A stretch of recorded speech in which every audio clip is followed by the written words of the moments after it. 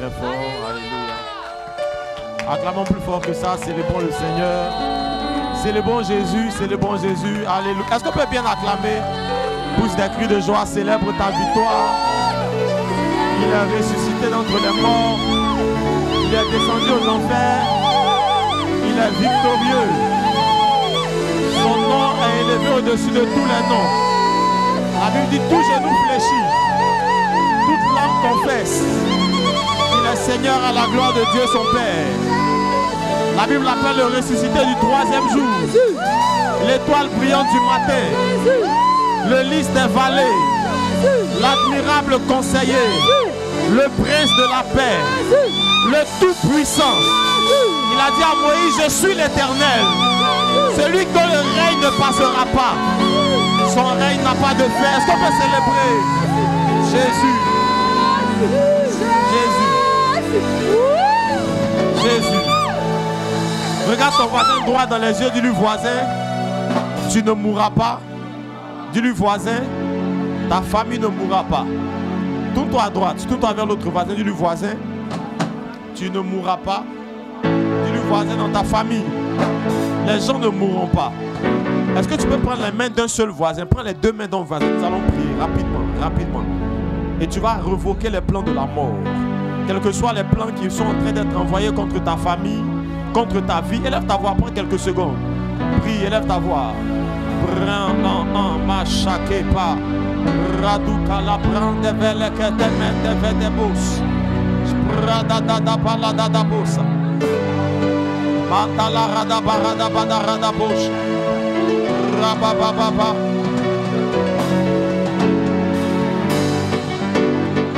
Rabababa antala barada bosh. Rakate claire demanda baba yadaba. Elle que te tian de lever les poches. Yes, yes, yes, yes, yes. Nous cassons les plans de la mort. Mare que panda la radosha. Rabra palakata paradona mahandeve. Radada pa ande que te pele vandia. Spradada bos. In the name of Jesus. Are que posha parada mandepa. Radada ba.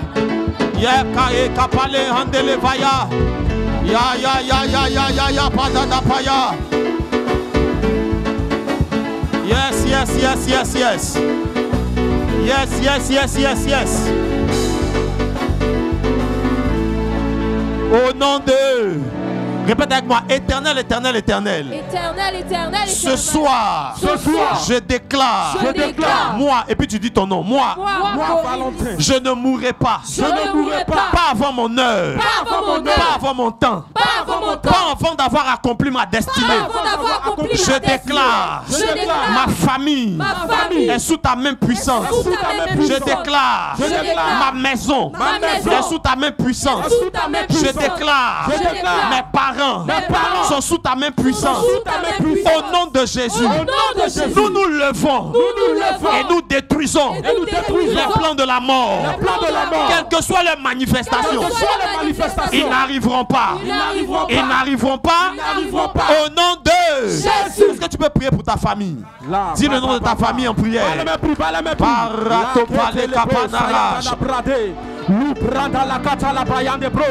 Il s'agit de ta famille. Prie, prie, prie, prie, prie. Kata la bayande de brosa yanda bra. Les guettes de brasa là-bas. L'oubrande les kita. Prie. L'oubrata la kate. Prie, prie. Ma famille ne mourra pas. Je prie pour la famille Pognon. Je prie pour la famille. Élève ta voix, prie. Prie pour la famille de ton père. Prie pour la famille de ta mère. Prie pour ta femme. Prie pour ton mari. La kata la kata kata, l'ubrada la kata, brada la doucha, reke panda la karados, l'ubrakete le kata, sabara parada parados, l'isukutu, l'ikata la baya de le brada da baya de karabaya, tuta, remayanda la babosata, Pendant que nous prions pour nos maisons. Nous prions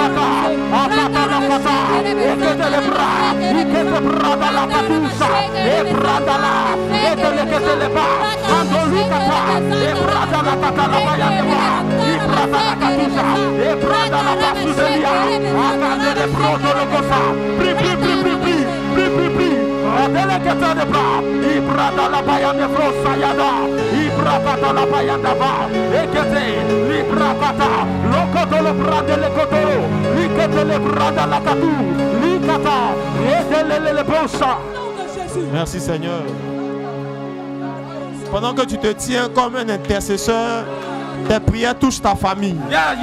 Aucun membre de ta famille ne mourra cette année. Amen. En fin d'année, vous n'enterrerez personne. Amen. La main de Dieu est sur vous dans le nom de Jésus. La main de Dieu est sur vous dans le nom de Jésus. Amen. Je décrète et déclare du haut de la chair que les plans de la mort sont révoqués. Amen. Les plans de la mort sont révoqués. Amen. Dans le nom puissant de Jésus.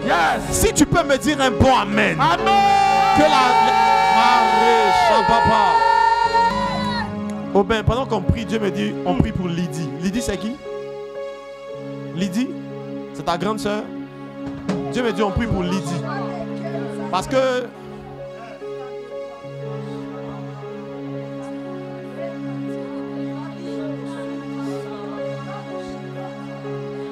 Dieu me dit, on prie pour Lydie parce qu'il y avait un plan contre Lydie depuis le début de l'année.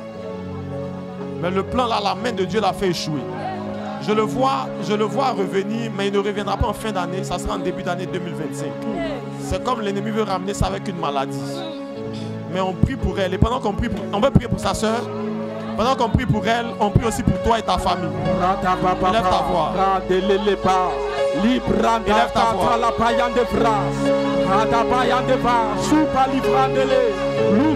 Élève ta voix, prie. Prie. Nous revoquons au nom de Jésus.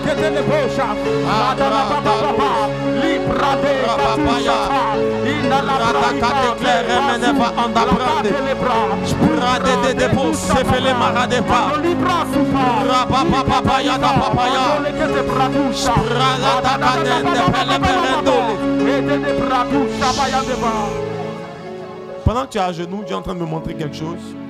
Et mon esprit est en train d'entrer au niveau de la famille. Et je vous vois assis comme dans une réunion de famille. Vous avez pris des décisions même que vous n'avez jamais pu respecter. Vous avez pris des décisions par rapport à la situation de la famille. Vous avez décidé de vous entraider en tant que frères et sœurs, comme ça, de mettre les mains ensemble pour faire des choses ensemble. Depuis, je parle d'un truc qui date de plus de 2 ans même. Et malgré que vous avez pris cette décision, jamais vous n'avez pu aller jusqu'au bout et puis réaliser quelque chose. Ce que je dis est vrai? Ok. Ok. Mais pendant que vous étiez assis, je vois aussi d'autres gens assis dans le monde des esprits en train de faire conseil contre votre famille. Ce qui fait que la famille a un problème de limite. C'est qui, Daniel? Wow. Hervé? Wow. Tu es précis, Daniel. Comment? Daniel, c'est la même personne? Daniel? Hervé. Mais ton fils aussi a pris le nom Daniel. Wow. Ce qui arrive à Daniel, ça arrive à Linda, ça arrive aussi à Lydie. C'est difficile. Alors ça le vieux. Difficile dans la famille. Mais alors que nous sommes en train de prier ici, nous nous levons contre toutes les réunions qui ont eu lieu dans le monde. Est-ce qu'on peut prier pour toi-même et pour ta famille? Déclare toutes les réunions qui ont eu lieu dans le monde des esprits. Là où des décrets ont été pris contre ta famille. Tu décrètes que c'est terminé. Élève ta voix, élève ta voix.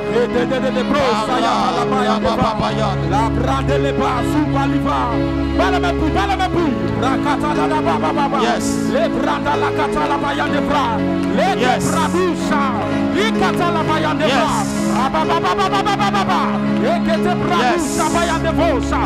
Au nom de Jésus de Nazareth.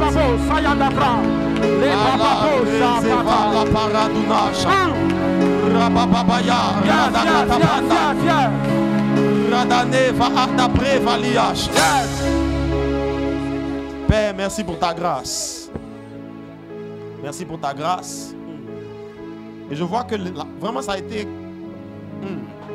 Wow. Come on. Et... Merci Seigneur. Je suis en train de voir quelqu'un dans mon esprit. Je ne sais pas si c'est une grande personne ou c'est un jeune garçon. Mais la dernière chose qu'on a décidé de faire, c'est de faire du mal à cette personne. C'est de faire du mal à cette personne. Alors que nous nous tenons ici à l'église, aujourd'hui vendredi 15, nous prions pour la famille d'Aubin, mais nous prions aussi pour ta famille. Amen. Avant que mon esprit commence à bien... Est-ce que tu peux même répéter cette prière pour ta famille? Dis le nom de ta famille, puis commence à prier. Lève ta voix. Commence à prier, commence à prier. Il y a des familles où la mort s'était assise. La mort sort. Dis le nom de ta famille.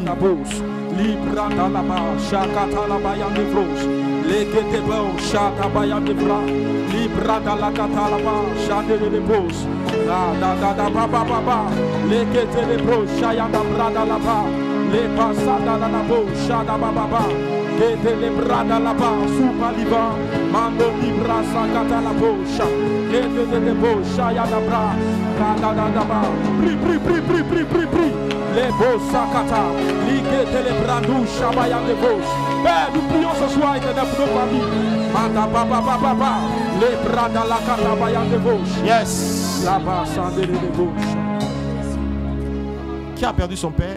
Tous ceux qui ont perdu leur père, lève la main, on va prier. Tous ceux qui ont perdu leur père, orphelins de père, lève la main, on va prier. Mets ta main droite sur ta tête.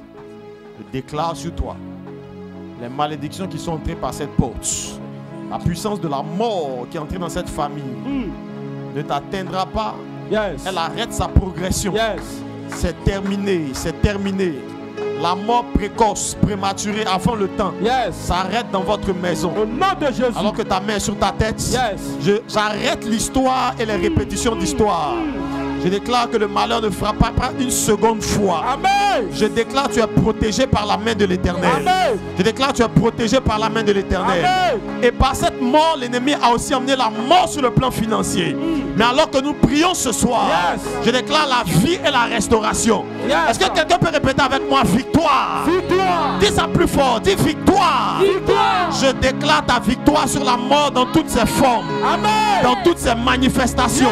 Je déclare la mort sur la victoire dans toutes ses... Je déclare que la victoire est dans le camp de ta famille. Yes. Ok. Eliel, c'est qui? Je vois un garçon, Eliel. Eliel. C'est pas son vrai nom, Eliel? Eli. Ok, c'est qui? L'enfant de Lydie. Ok. Wow. C'est précis ce soir, Daddy. Parce que la chose qu'on veut faire maintenant là, c'est sur l'enfant de Lydie. C'est sur Eli. Pourquoi j'ai entendu Eliel? C'est sur Eli. C'est Eli son vrai nom, hein? Eli. On va dire ça comme on dit le nom des enfants là. Eli. Parce que maintenant là, c'est sur l'enfant là. Avance, papa. Comment? Merci Seigneur.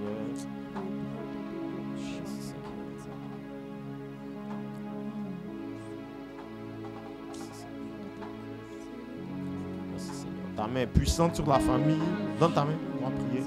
Seigneur, merci pour ta main puissante. Dans le nom de Jésus. Nous l'utilisons comme un point de contact. Et puisqu'il est ici, Nous avons raison des démons et des esprits impurs qui ont attaqué sa famille. Ces cycles de mort et d'échec s'arrêtent. Il y a une forte onction dans la salle pendant que nous sommes en train de prier ici. Power in the name of Jesus. Power in the name of Jesus. Père, avec autorité, je déclare que la main de Dieu se lève pour cette famille. Que la main de Dieu se lève pour cette famille. Les limites qui ont été écrites et que cette famille n'a jamais pu passer, je brise leurs œuvres dans le nom de Jésus de Nazareth. Amen. Mare pala rado kapana vanebe shaba biliva redebros Paris avanama shaba. In the name of Jesus. Merci pour ta puissance. Merci pour ta puissance. Ta puissance touche Lydie. Ta puissance touche son fils. Ta puissance touche Daniel. Yes. Merci Seigneur. Et l'ennemi a même failli prendre votre papa.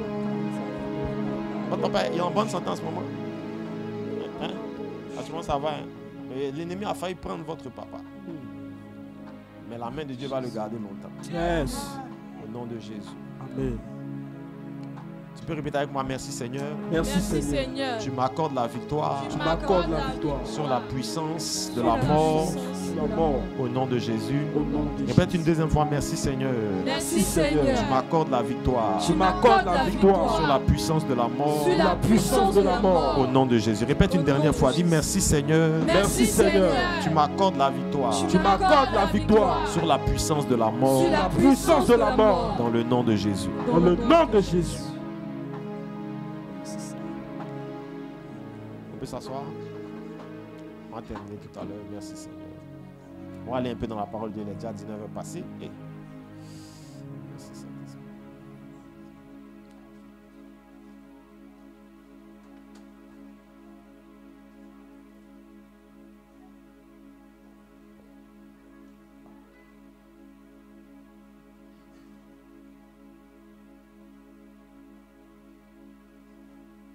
Ok. Bonsoir à tout le monde. Continue à jouer. On va lire rapidement, allons-y vite s'il vous plaît. Je vais pouvoir vous dire des choses comme ça, on va pouvoir prier. C'est vrai qu'on veut prier, mais la parole de Dieu est aussi importante. Actes des Apôtres chapitre 13. On va lire les versets 36 et 37. Actes des Apôtres chapitre 13. Les versets 36 et les versets 37. Nous lisons la parole. Or, David, après avoir en son temps servi au dessein de Dieu, est mort. C'est quoi celui-là? Or, David, après avoir servi au dessein de Dieu, est mort. A été réuni à ses pères. Laisse-le lire, il y a un buzz là. La Bible dit, or, David, après avoir en son temps servi au dessein de Dieu, est mort. A été réuni à ses pères. A vu la corruption. Mais celui que Dieu a ressuscité n'a pas vu la corruption. C'est surtout le verset 26 qui m'intéresse. Il dit, or David, après avoir en son temps servi au dessein de Dieu, est mort, a été réuni à ses pères, a vu la corruption. Je prie pour quelqu'un. Tu ne mourras pas avant d'avoir servi complètement au dessein de Dieu dans ta vie. Tant que tu n'as pas accompli tout ce pourquoi tu es entré sur la terre, tu ne partiras pas avant ton temps. Ta façon de dire amen, on dirait que tu es complice avec le diable. Tu ne mourras pas avant d'avoir accompli parfaitement tes desseins sur la terre. Je refuse la mort prématurée pour toi. La mort avant l'heure n'arrivera pas. Dis-moi amen. Assieds-toi rapidement. La Bible dit, or David, après avoir en son temps servi au dessein de Dieu, est mort. David est mort après avoir servi au dessein de Dieu. Vous savez, la mort, c'est vraiment quelque chose, c'est vraiment un sujet c'est un sujet important parce que la mort préoccupe tout le monde, qu'on soit un simple prédicateur, qu'on soit un simple citoyen, un être humain normal, qu'on soit un homme important, etc., etc. Peu importe qui on est, la mort est un sujet qui est très délicat. Délicat parce que même vous allez voir que même nos nations s'inquiètent de ce qu'on appelle dans la politique, dans la gestion politique d'une nation, ce qu'on appelle le taux de mortalité. On se soucie de combien de gens, quelle est la proportion de gens qui meurent. Parfois, on regarde en fonction de leur durée de vie, on appelle ça aussi comment on appelle ça en français, l'espérance de vie. Et vous êtes dans un pays comme la Côte d'Ivoire, et en Afrique particulièrement, mais dans un pays comme la Côte d'Ivoire, on a une espérance de vie très courte. Parce qu'en Côte d'Ivoire, l'espérance de vie, c'est environ 58 ans, c'est moins de 60 ans. Donc en Côte d'Ivoire, la moyenne des gens qui meurent autour de 58 ans. C'est la moyenne d'espérance de vie en Côte d'Ivoire. Donc ça veut dire que si toi, tu as déjà 45, 50...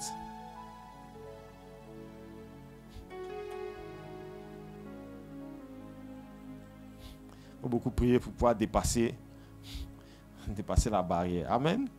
Mais c'est une moyenne. Ça veut dire qu'entre ceux qui meurent tôt et ceux qui meurent tard, la moyenne se situe autour de 58 ans. Mais 58 ans même encore, c'est peu, hein, parce que 58 ans d'âge, à 58 ans, tu as encore de la vigueur pour faire beaucoup de choses. Hein? Toi, tu ne mourras pas à cette limite-là. Mais vous allez voir que nous tous nous mourrons. Et que ce soit David dans la Bible, personnage... Vous savez, parfois, les personnages de la Bible, on a l'impression qu'ils ne sont jamais morts. Parce qu'on les lit encore et tout ça. Mais ils sont tous morts. Et la Bible dit que David est mort, mais pas avant d'avoir servi complètement au dessein de Dieu pour sa vie. Dieu va permettre que tu partes. Mais il ne permettra pas que tu partes avant d'avoir accompli complètement ce pourquoi tu es entré sur la terre. Et il n'y a pas que les êtres humains qui meurent. Même les plantes meurent. Les animaux meurent. Est-ce que vous savez que même les étoiles meurent? Oui, même les étoiles meurent. Les étoiles sont des créatures. Même les étoiles meurent. Et la mort, c'est vraiment un phénomène qui touche tout et tout le monde en même temps. La mort, je pense que c'est l'un des plus grands ennemis, sinon c'est le plus grand ennemi de l'humanité. Parce que tout le monde ici, là, on redoute une chose, c'est le jour où on va partir. Nous tous, on a peur du jour où on partira. Et pourtant, dis à ton voisin, on va tous partir un jour. Et vous allez voir que tout le monde se bat contre la mort. Les pauvres prient pour ne pas mourir parce qu'ils n'ont pas les moyens. Les riches utilisent leur argent pour essayer de repousser le jour de leur mort. Et aujourd'hui, vous allez voir que même si vous suivez l'actualité, que vous regardez dans les technologies, vous allez voir que les scientifiques aujourd'hui font ce qu'on appelle, ils développent ce qu'ils appellent l'immortalité biologique. Donc, ils sont en train de travailler pour que l'être humain ne meure pas. Ils ne parlent pas de tous les êtres humains, ils parlent de ceux qui ont les moyens de ne pas mourir. Hein, dis à ton voisin, on ne parle pas de tous les êtres humains. On parle de ceux qui ont les moyens de ne pas mourir. Donc, ils sont en train de travailler scientifiquement. Ils cherchent des réponses à comment est-ce qu'on va faire pour ne pas mourir un jour.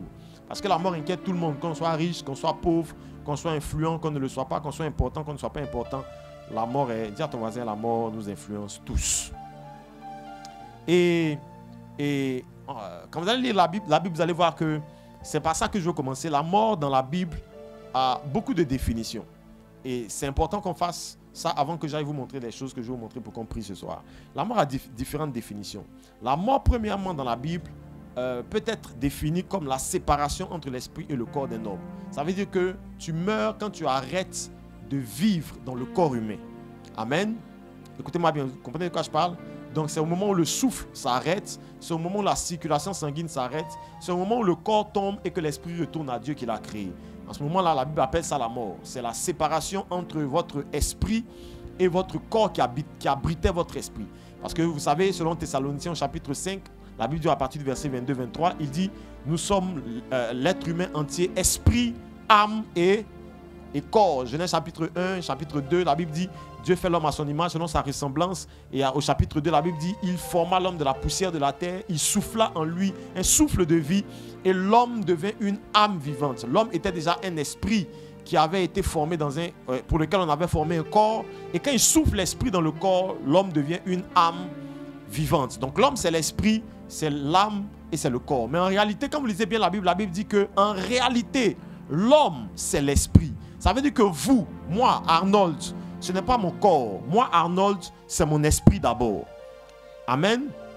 Et vous n'êtes pas votre corps ou votre âme d'abord. Vous êtes un esprit que Dieu a mis dans un corps et qui possède une âme, une personnalité. Et quand vous mourrez donc, c'est ainsi que la Bible dit sur la croix, quand Jésus meurt, il va dire ceci. La Bible dit Jésus rendit l'esprit quand il était à la croix. Donc son corps était cloué sur le poteau de la croix, mais son esprit est retourné à celui qui l'avait fait et celui à qui son esprit appartenait. Quand nous mourons donc, c'est l'esprit qui quitte le corps. C'est pour ça que d'ailleurs on appelle nos morts, on les appelle le corps. On dit bon, on va accompagner le corps à sa dernière demeure. Parce que le corps est resté, mais l'habitant du corps, c'est-à-dire l'esprit, a quitté le corps. Ça c'est la première chose que dans la Bible on appelle la mort. Tout le monde dit la mort. La mort donc premièrement, c'est lorsque l'esprit d'un homme quitte son corps. Tu es avec moi? Tu es bien là? Mais vous allez voir que dans la Bible, la mort n'est pas seulement un événement, parce que ça aussi c'est un événement. C'est un jour, le jour où ton esprit quitte ton corps, tu es mort. C'est un jour événement. C'est pour ça que nous tous on a une date de naissance, et puis nous tous on aura une date de mort. Ça c'est un événement. Mais la mort n'est pas qu'un événement. Dans la Bible, et c'est là que c'est dangereux, c'est là que c'est puissant. Suis-moi bien, claque le doigt s'il te plaît, claque le doigt. On est venu pour ça, hein? Ok, écoutez-moi bien. La mort n'est pas seulement un événement. Dans la Bible, la mort est aussi une personne. La mort, c'est une entité. La mort n'est pas seulement... On va lire Apocalypse chapitre 6. Lisons le verset 8. La Bible dit, « Je regardais et voici, parut un cheval de couleur pâle. » Un cheval de couleur pâle. Celui qui montait sur ce cheval. Il dit, celui qui montait ce cheval. Celui qui... On ne dit pas c'est qui, on dit celui, on parle d'une personne. Celui qui montait ce cheval se nommait la mort et le séjour des morts l'accompagnait. Ça veut dire que la mort dans la Bible n'est pas seulement un événement qui va arriver le jour où ton esprit va quitter ton corps. La mort, c'est aussi une personnalité, c'est une entité dans le monde spirituel. La mort, ce n'est pas seulement quelque chose qui va arriver. La mort, c'est quelqu'un dans le monde des esprits. La Bible dit que donc il y a des fléaux qui arrivaient sur la terre et parmi ces fléaux, un homme ou un être humain, enfin même pas un être humain, un esprit, comment dire ça, montait un des chevaux qui venait emmener les jugements sur la terre, et cet esprit-là, la Bible l'appelle la mort. La Bible dit celui qui le montait s'appelait la mort et le séjour des morts l'accompagnait. Quand cette personne-là, on va appeler ça comme ça, quand cette entité-là arrive quelque part, il arrive avec l'exercice de la mort. Ça veut dire quoi? Ça veut dire que quand la mort est arrivée quelque part, quand l'événement mort arrive quelque part, c'est parce que la personnalité qu'on appelle la mort et son cortège est aussi arrivé dans cet endroit-là. Partout où la mort arrive, la mort aussi arrive. Je ne sais pas si vous me comprenez. Partout où donc la personne qu'on appelle la mort et son séjour des morts qui l'accompagne, partout où cette personne-là arrive, l'événement qu'on appelle la mort va aussi arriver. C'est comme ça que si cet esprit-là arrive dans votre famille, il va prendre des âmes, il va prendre des vies. Parce que quand il vient, la Bible dit, le séjour des morts l'accompagne. Donc la mort, ce n'est pas seulement un événement. La mort, c'est aussi quelqu'un. C'est aussi une entité, c'est une personne dans le monde. Dans le monde des esprits. La mort, ce n'est pas seulement ça. La mort, c'est aussi un royaume. C'est comme ça que vous allez voir que dans la Bible parle de la mort comme d'un royaume sur lequel un roi règne. Hein? On appelle souvent le diable le prince de la mort. Parce que la mort, ce n'est pas seulement une personne. La mort, ce n'est pas seulement un événement. La mort, c'est aussi un royaume. La mort, c'est une organisation. C'est, comment dire ça? Autant on dit le royaume de la vie. Dieu nous a transportés dans le royaume du Fils de son amour. Autant on parle du royaume aussi de la mort. Parce que la mort, c'est aussi un règne dans le monde spirituel. Écoutez-moi bien, s'il vous plaît. C'est pour ça que la mort peut ne pas être seulement un événement. Quand le règne de la mort arrive quelque part, il peut arriver sans que personne ne meure. Je ne sais pas si vous comprenez ce que je dis. Autant quand le règne de Dieu arrive quelque part, il a une influence. Quand le règne de la mort arrive quelque part, il peut arriver sans que les personnes meurent. Donc vous pouvez vivre la mort et son influence sans mourir. D'ailleurs, Adam n'était pas mort. Et pourtant la Bible dit, si tu manges de ce fruit, tu mourras.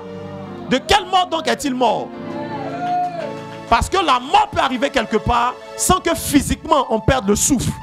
Parce que la mort, ce n'est pas seulement une personne, ce n'est pas seulement un événement. La mort, c'est aussi une influence, c'est aussi un règne. Autant le règne de Dieu, quand il arrive, il peut changer l'atmosphère d'une maison, d'une famille, d'une destinée. Quand le règne de la mort arrive, et je prie pour quelqu'un, partout où le règne de la mort s'est installé, tous les domaines de la vie où le règne de la mort s'est installé, je déclare et décrète que son règne est expulsé. Si tu me dis un bon amen, dis avec moi, je mets la mort dehors. Parce que la mort n'est pas seulement un événement. La mort, c'est aussi un règne, c'est un royaume. Quand il arrive avec une influence. C'est ainsi que tout à l'heure, quand je vous expliquais les choses qui annoncent, la puissance de la mort, vous allez voir que parmi ces choses-là, il y a l'environnement, il y a l'atmosphère. Je vais vous parler de ça tout de suite. Et vous allez voir donc dans Apocalypse chapitre 20, le verset 13, il dit la mer, donc la mer, pas la maman, hein, la mer, l'eau là, rendit les morts qui étaient en elle. Ça, ce texte-là m'a bouleversé jusqu'à ce que Dieu m'explique. La mer a donné ses morts. Donc tous ceux qui étaient morts, engloutis par le royaume, par la puissance de la mer a rendu ses morts. La Bible dit la mort et le séjour des morts ont rendu aussi leurs morts. Ah, la Bible dit la mort et le séjour des morts ont rendu leurs morts. Là, on parle de l'individu. Ils ont rendu leurs morts. Et parce que la mort, ce n'est pas seulement un événement. La mort, c'est aussi une puissance. C'est une entité dans le monde des esprits. Mais cette entité-là règne aussi et transporte un royaume, une influence. Donc souvent dans la Bible, vous allez voir qu'il parle de la mort. Il parle de l'influence de son royaume. Il parle soit de la personne, ou il peut parler aussi de l'événement. Comme quand Jésus est mort à la croix, c'était un événement. Amen. Etc. etc. Comprenez bien de quoi je parle? Claque le doigt si c'est bon. Ok. Et on va relire notre texte de base tout à l'heure qu'on a lu. Dans Job chapitre 33, verset 22. L'homme de Dieu a lu ça tout à l'heure. On va le relire maintenant. Il dit son âme s'approche de la fosse et sa vie des messagers de la mort. Tout le monde répète avec moi les messagers de la mort. C'est maintenant que je vais commencer. Dis les messagers de la mort. Qui sont les messagers de la mort? Vous savez, ce qu'on va partager aujourd'hui, c'est très important. Et ça va nous aider même à prier. Je pense que je vais peut-être en parler aussi plus profondément dans d'autres. Peut-être même la semaine prochaine, les matins. On va prendre le temps d'enseigner dessus. Parce que les matins, on a de très bons moments. Dans toute cette semaine-là, Dieu nous a vraiment fait du bien. Tu rates. Dormir, dormir ne va rien t'apporter. Tu as trop dormi dans ta vie. Ça fait 40 ans que tu dors. Depuis, rien ne bouge. Job chapitre 33 dit... Son âme s'approche de la fosse et sa vie s'approche des messagers de la mort. Tout le monde répète les messagers de la mort. Pour bien comprendre, je vais vous lire le même texte dans différentes versions. Suivez-moi bien. Si vous êtes venu pour noter aussi, c'est bien. La version de Semeur dit ça. Il dit de la fosse, il s'approche et sa vie est livrée aux anges de la mort. Sa vie est livrée à qui? Tout le monde répète les anges de la mort.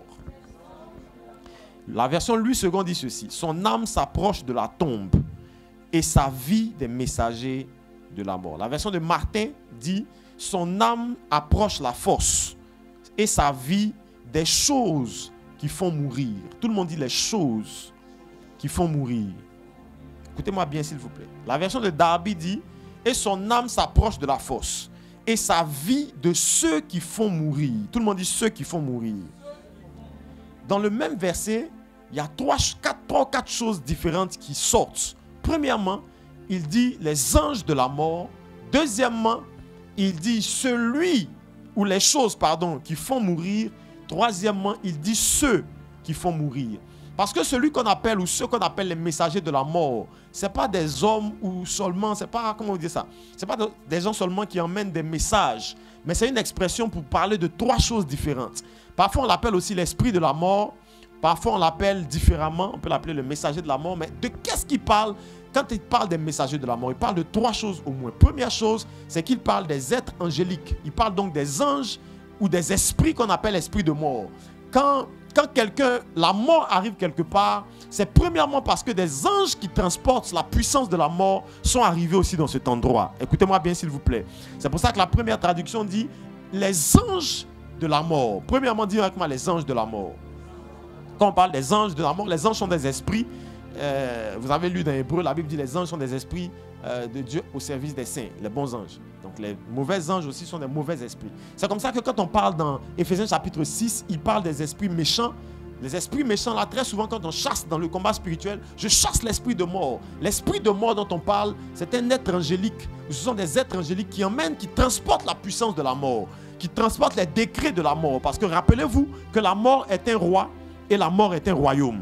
Et donc quand le royaume de la mort prend des décrets contre la vie de quelqu'un, il y a des anges messagers qui emmènent les messages de la mort vers les maisons, vers les vies, vers les... Je prie que Dieu coupe la route de tous les anges envoyés vers ta maison. Tu ne m'as pas dit amen. Tous les anges messagers de la mort envoyés contre ta famille, que Dieu ferme leur chemin, que Dieu les frappe d'aveuglement. Ils ne trouveront pas le pas de ta porte. Ils n'entreront pas dans la cour de ta maison. Ils ne toucheront aucun membre de ta famille. Ils ne rempliront aucun de leurs décrets. Aucune décision prise par le conseil de la mort qu'ils sont en train d'exécuter à ton endroit ne se réalisera. Dis-moi amen, dis-moi amen. Parce que premièrement, quand on parle des anges, enfin quand on parle des messagers de la mort, premièrement, on parle des esprits ou des anges qui transportent la mort. Deuxièmement, quand on parle des messagers de la mort, un messager de la mort, ce n'est pas seulement un esprit de mort.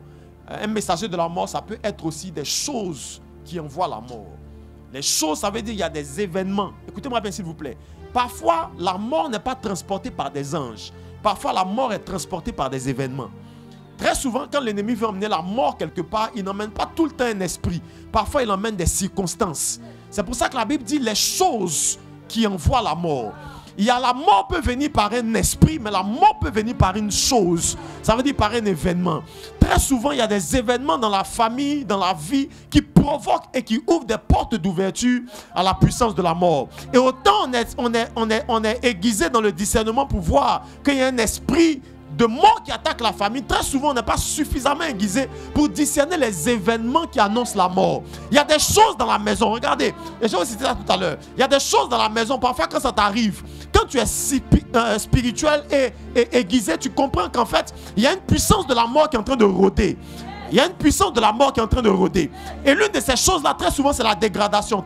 Souvent, vous allez voir que vous avez des affaires, tout se gâte. Il y a un moment, oui, il y a un moment, tout se gâte dans la maison. Ton téléphone est gâté en même temps, la télé est gâtée, en même temps, quoi encore le réfrigérateur est gâté en même temps. Très souvent, il y a des événements qui se produisent, qui sont en train de t'interpeller qu'il y a la mort qui est en train d'arriver. Mais je prie pour toi, peu importe les événements qui transportent la mort dans ta maison. Tu ne m'as pas dit amen?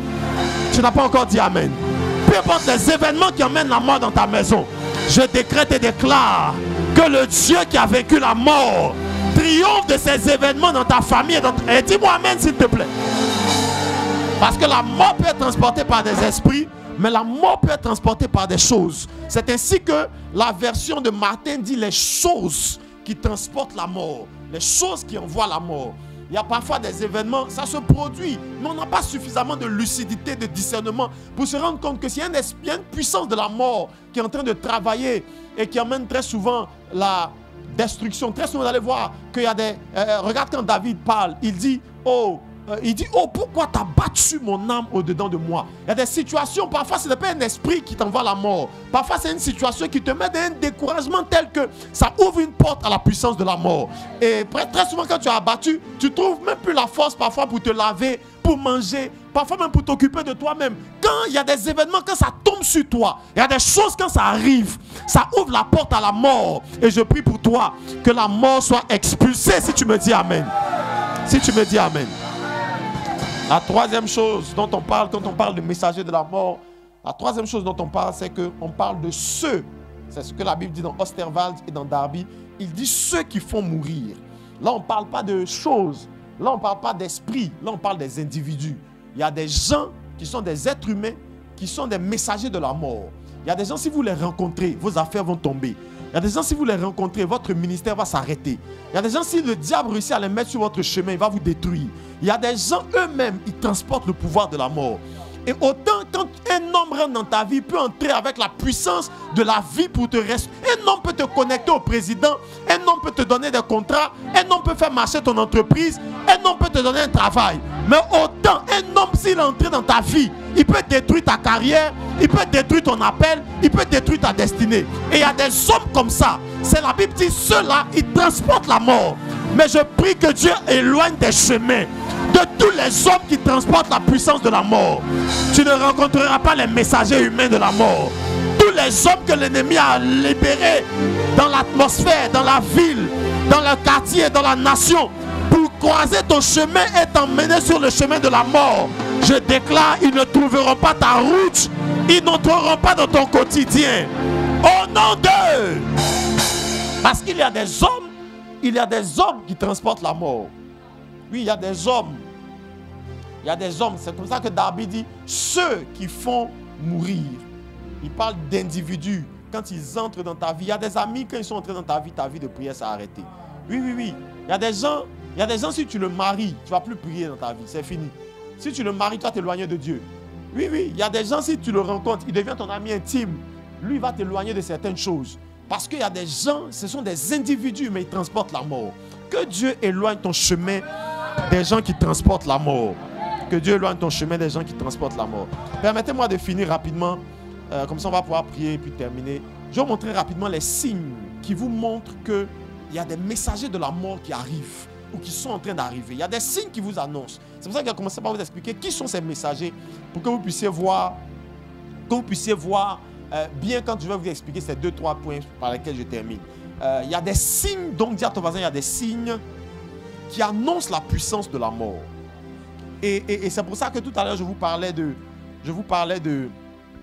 choses. Très souvent, ces signes-là, c'est des événements.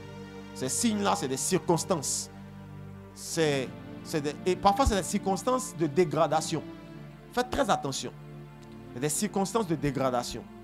Quand quelque chose est connecté à une source de vie, elle s'embellit. Quand quelque chose se connecte à une source de mort, elle se dégrade. Ça veut dire qu'à chaque fois que la mort est arrivée et s'est branchée à quelque chose autour de vous, la mort, premier signe apparent, c'est qu'il y a de la dégradation autour de vous. Et moi, très souvent, quand je vois que, très souvent, tu vois, un meuble, le meuble est gâté. La télécommande ne marche plus. La plupart des gens ne sont pas suffisamment spirituels pour se rendre compte qu'il y a une source de mort qui s'est connectée dans la maison et qui fait que, puisque la mort est arrivée, tout commence à se dégrader naturellement. Et la plupart n'ont pas suffisamment de discernement pour se rendre compte de ça. Mais la première chose que vous devez apprendre à remarquer pour savoir que la mort est arrivée, c'est que tout ce que vous avez commence à se gâter.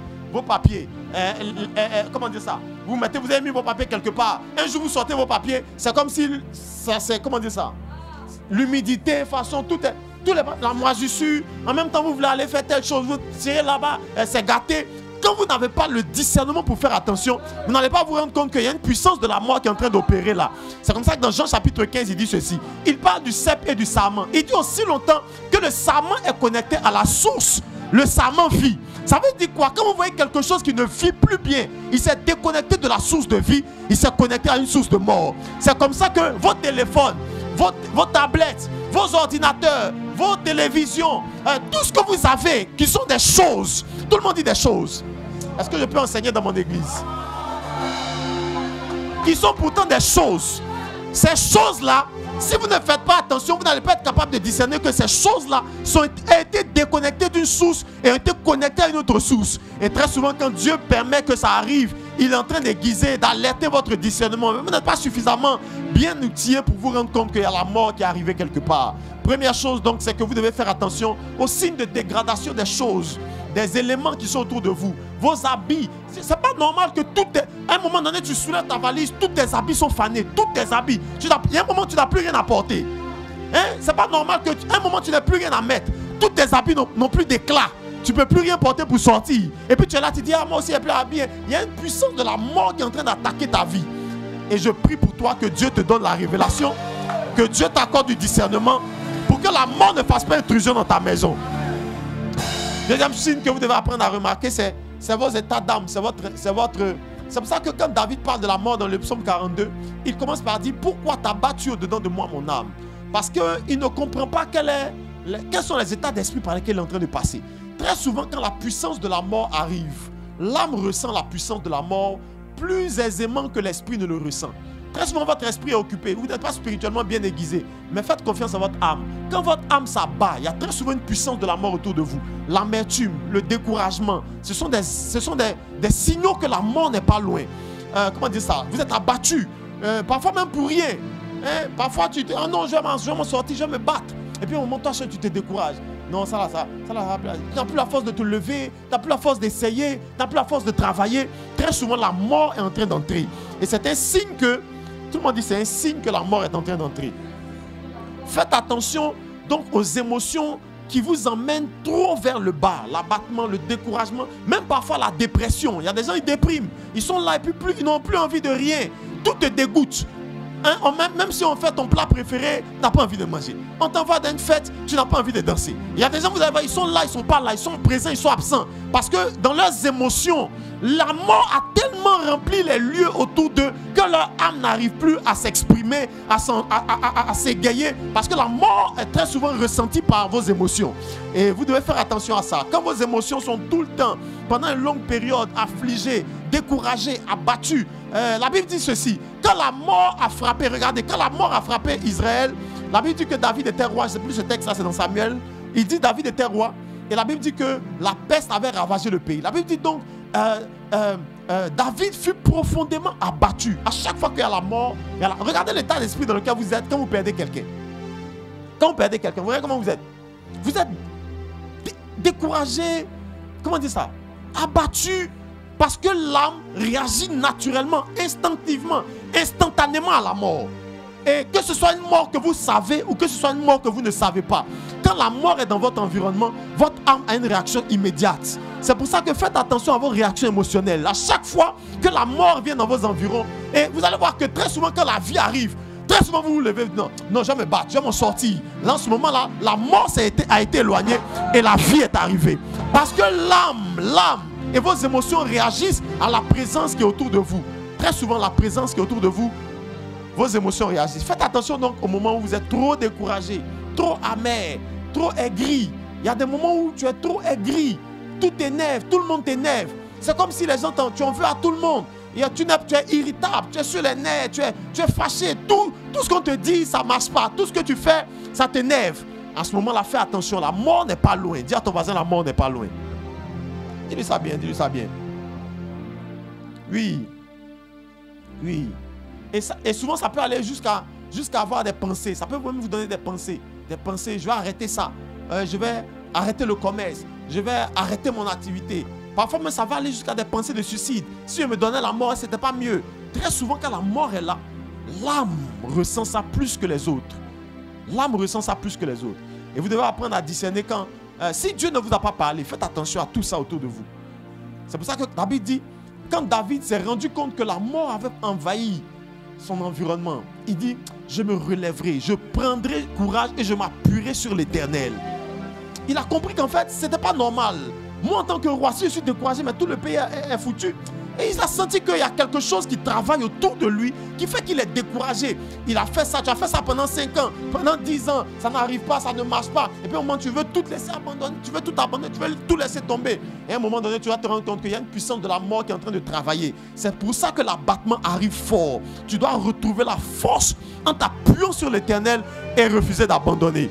Dis à ton voisin, fais attention, la mort peut être là, à côté de toi, quand tes émotions sont secouées, quand tes émotions sont secouées. Amen.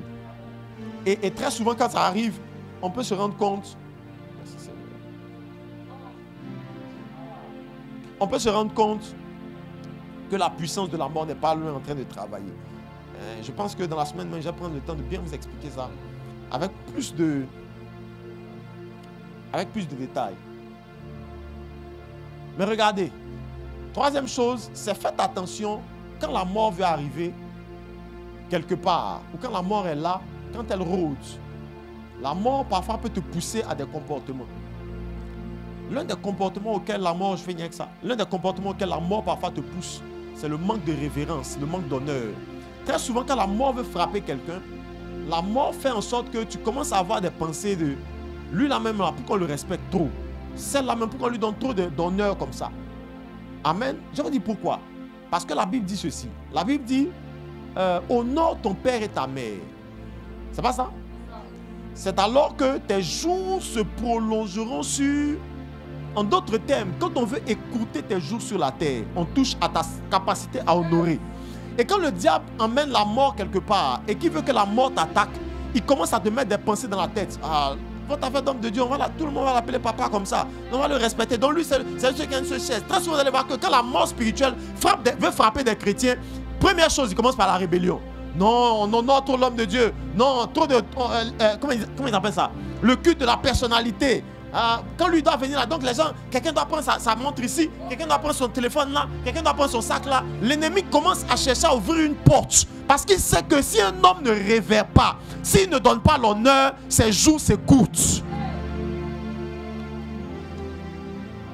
Et c'est vrai pour tous ceux qui sont en position d'autorité. Très souvent ton patron, tes responsables, ton pasteur ou même tes parents. Parfois le diable fait en sorte que tes parents commencent à... Il y a des moments où tes parents t'agacent. Oui. Ah, la vie, c'est trop. La vie. Et puis quand tu es tellement énervé, tu ne sais même pas pourquoi tu es énervé. Le jour où la vie vient parler, tu lui donnes une réponse bidon, bête. Le diable est en train de te pousser parce que la mort n'est pas loin. Il te pousse à manquer d'honneur. Parce qu'il sait que si tu ouvres la porte, tu écoutes tes jours. Et faites donc attention, il y a des moments comme ça où vous sentez que vous êtes en rébellion avec l'autorité. Il y a quelque chose qui veut, un sentiment qui veut monter dans votre cœur. Faites attention à ça. Très souvent, la mort, elle, dans les environs, elle est en train de chercher une porte. Elle est en train de chercher une porte. On va prier, on va terminer. Lève-toi. Je ne veux pas qu'on aille plus loin. On va prier ensemble.